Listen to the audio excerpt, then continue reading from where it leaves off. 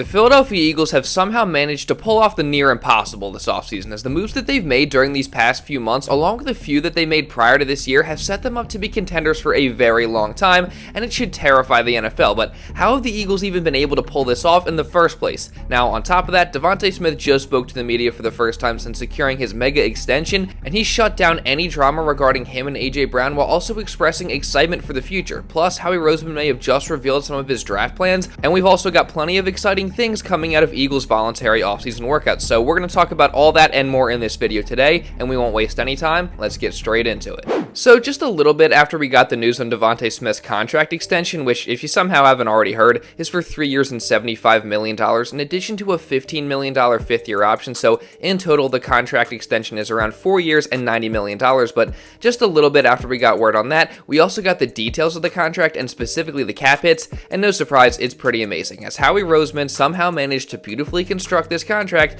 so that the cap hit for this year is just $8.4 million. Next year, it's only $7.6 million, and then it steadily goes up until the final year in 2028, in which the cap hit will be at its highest point, which is $20.1 million. But you better believe that the Eagles are going to find a way to restructure it, and they won't even have to eat those high cap hits because it's what they've done for years. So once again, just what a masterclass by Howie Roseman, just an absolutely unbelievable job.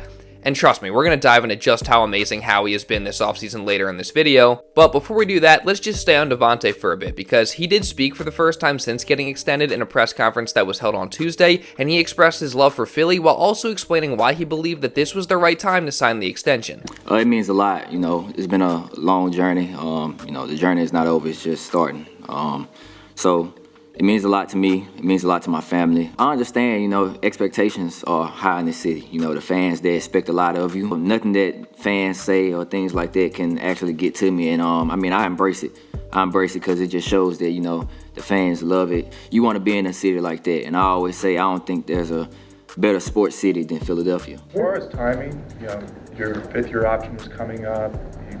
You maybe had some more time to maybe have a dialogue for extensions. Why now? What was the conversation there, and in terms of getting a longer-term deal at this moment with this team? Like I said, that's what God put on my heart, and I'm never gonna second-guess him or anything that he puts on my heart, so I roll with it.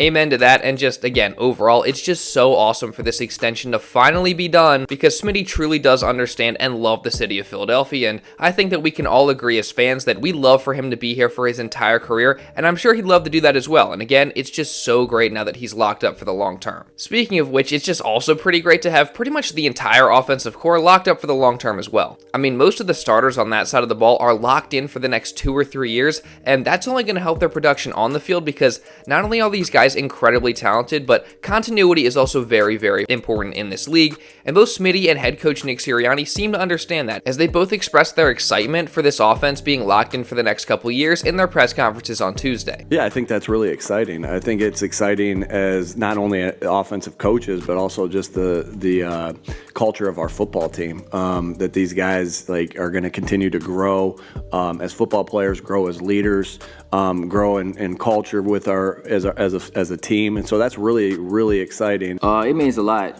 Being a team, it starts with your relationship with each other. I think that's a big part. Having guys that have a good relationship with each other, guys that are familiar with each other, so everybody is comfortable pushing each other to the limits that that are uncomfortable. I really do think the fact that the Eagles have been able to wrap up most of their offense the way they have really just shows how great of an organization they actually are. Because one, Howie and his team have done such a great job at identifying talent and bringing it to the football team, whether that be through the draft or free agency or a trade, but then just to develop some of these guys and allow them to continue to grow and have success, and also to watch some of them become leaders in a way, all the way to the point where they're getting paid big money, I think just shows you how good the culture in Philly really is, and it's just so awesome to see. But now, moving on, we actually did kind of get our first official look of this offensive core, as well as just the team in general during the offseason, as with the team back in the building for voluntary workouts, we've of course started to get some photos and different types of content showcasing the Birds in their offseason work, and we've seen plenty of exciting things already. We've seen Jalen Hurts out there leading the group, and in this photo specifically, you can see Saquon Barkley right next to him in the huddle, and speaking of that, this was our first look at Saquon out practicing with the Eagles, so that's definitely awesome, and Jalen Hurts is already taking note of Saquon and his presence and what he brings to the table in terms of a leadership perspective. Yeah, I think he's a hell of a player. He's on this side now, so that's cool, and I think for him, even in the short time of us having OTAs, you hear about the type of person he is, the type of leader he is in a room, the energy he brings to a room, and that's something that you can appreciate, and it's something I appreciate already. Man, I'm personally really excited just to see the relationship between Jalen and Saquon grow, and just how it's going to look on the field. But plus then, moving on, you also got Smitty Brown back in the building as he continues to come back from his ACL tear. We also got our first look at Bryce Huff rocking the number 0. You got Tyler Steen right here pushing the sled, and I highlight this specifically because you got to ask the question of whether or not he ends up being the starter at right guard this year. I mean, the way the team is currently constructed, it definitely looks that way. Now, we still obviously have the draft and plenty of offseason to go, but I definitely would not be shocked if we got to training camp and Steen was the favorite to be the right guard. So what do you guys think about that? And also, on top of that, we got even more things to be excited about from the offseason workouts, as well as plenty of other stuff we're going to get into a little bit later in this video. But real quick, before we do that, I just want to say, if you are enjoying this video and want to see others like it coming in the future, make sure you subscribe to the channel, and also really importantly, turn on those notifications so you're notified instantly when any one of these videos are uploaded. Trust me, you're not going to want to miss any of the Eagles coverage we got coming these next few weeks, months, and moving forward even after that. So again, subscribe and turn on notifications. I think that's a win-win for the both of us. And now, with that being said, let's get back into the video. So then, just moving on here, you also got Cam Jurgens working alongside Landon Dickerson, and some people are saying that Jurgens specifically looks just a little bit slimmer than he did last year, which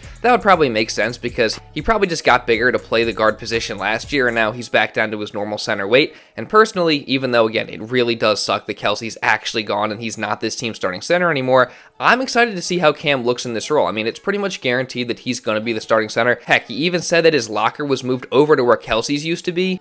It does feel a little weird. Kelsey's gone, and they moved my locker over into his, so obviously that's a little weird. And I mean, I'm personally confident in Cam, and based on this soundbite from Howie Roseman from his press conference on Tuesday, it sounds like he's confident in him too. You have two options, right? You can kind of tell people stories about work ethic and how guys played and how they led, or you can have them watch that. And so for us, when we drafted Cam, we're still always trying to recruit Jason to keep playing for as long as he felt comfortable playing. But at the same time, having him be able to study how Jason practices, how Jason leads, how Jason takes notes, like we think that gives him the best potential to reach the ability that he can do, and the same for Jordan and Jalen. So there's benefits to that. In the short term, you could say, well, like Cam sat for a year, really, and so maybe you could have gotten some bigger bang for your buck with that second round pick in the short term. But we think over the long term, and we're trying to do things that are the best for this team over the long term, that it makes sense for these guys to be around these great players. Yeah, so again, just based on that, it really does sound like the Eagles are confident in where they're at with Cam Jurgens set to enter the season as this team's starting center, especially after he got to learn alongside Kelsey for the past few years. But one other takeaway that I got from that answer from Howie there is that he also may have just revealed the Eagles draft strategy a bit, as he made it clear that when preparing to replace legends, they'd prefer to have the replacements be in the building along with those legends before they end up retiring. So when you look to this upcoming draft and the current state of the Eagles roster and what other legends that they currently have that are going to be retiring soon,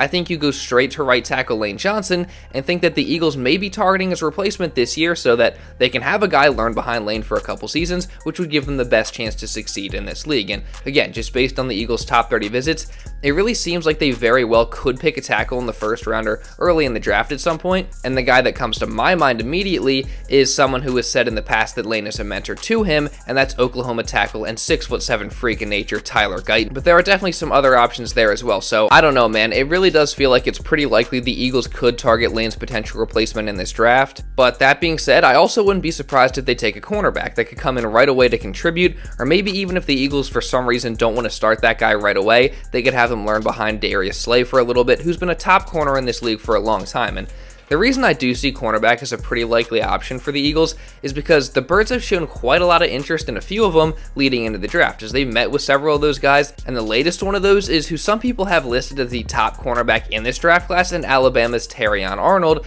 And this would be a very exciting pick by the Eagles because Arnold is a guy with a great frame and skill set who has thrived in college. I mean, he's a fantastic cover corner, particularly in man coverage, and he also tackles pretty well for a cornerback, and some scouts even say that he could play safety at the NFL level, so he's got some versatility there that he would bring to the Eagles defense.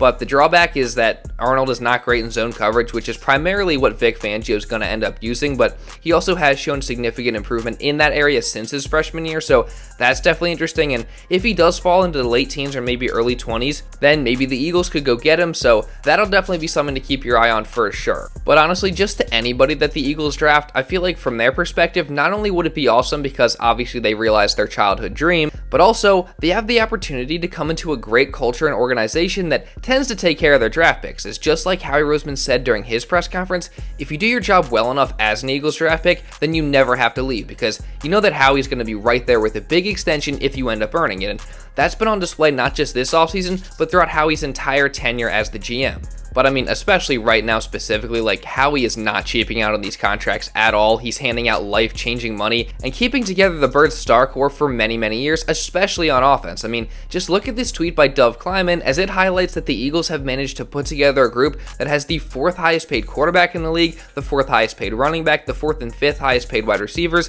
the 5th highest paid tight end, the 4th and 5th highest paid offensive tackles in the NFL, and also the highest paid guard. And that's not to mention the fact that they do have some significant contracts on defense as well, and they also have some very talented young players on that side of the ball too. So, I mean, it's just truly remarkable what Howie has done here. It almost seems impossible what he's been able to do, but because of the way that he's structured these contracts and made maneuvers with the cap, he has done the impossible in that he paid his quarterback and he also surrounded him with talent for years, and it's going to keep the Eagles contenders for the foreseeable future. And perhaps the craziest thing is, I mean, they're still going to have more money that they can spend moving into the future. They're likely to have around $50 million in cap space next offseason in 2025, which is just absolutely unbelievable. I mean, Howie Roseman has truly broken the system. He signed his quarterback to a massive contract and yet still found a way to keep the core around him mostly intact for years to come while still having money to spend for the future. It's just honestly crazy. And you know what makes this whole thing even better is the fact that Howie and the Eagles have gotten better and set themselves up for years in an offseason where they've spent the most money out of any team in the entire league.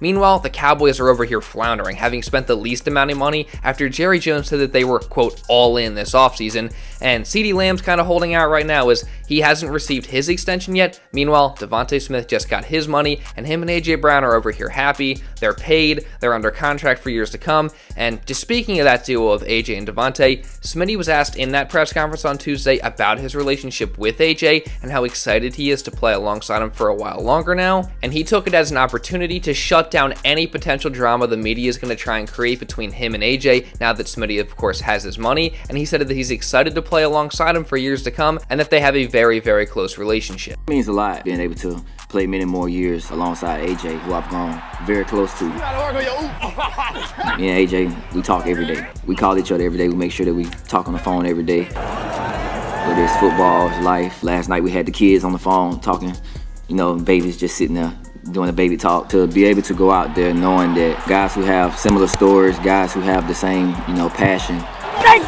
What you? I'm talking about. The dedication that we have to this game, it means a lot to just go out here and be able to continue to do it alongside of him. You too, fool. Yeah, I mean, there's really no question in my mind that any drama this season that features the name A.J. Brown is going to be solely media created, because I really just have a hard time hearing that from Smitty and also what A.J. has said in the past, and then thinking that there's any chance of A.J. or Smitty being upset about targets or money in A.J.'s case or really any of that. And I'm just excited to see these two, along with the rest of the Eagles, back out on the field again. I know it's a long ways away and we got a lot to get through before then, but I'm just so excited about this team moving into this year. And if you don't want to miss any coverage on the Eagles throughout the rest of this offseason and leading into next season, then make sure you subscribe and also really importantly turn on notifications so you're notified instantly when any of these videos are uploaded. Also, while you're at it, make sure you drop a like on this video to show some support and leave a comment down below just regarding anything that I talked about in this video. And if you want to watch another video going more in depth on Devonte Smith's contract extension as well as some other news, you can check this out right here. Now, with all that being said, that's pretty much all I got for this one, guys. So thank you all so much for watching, and I'll see you in the next video.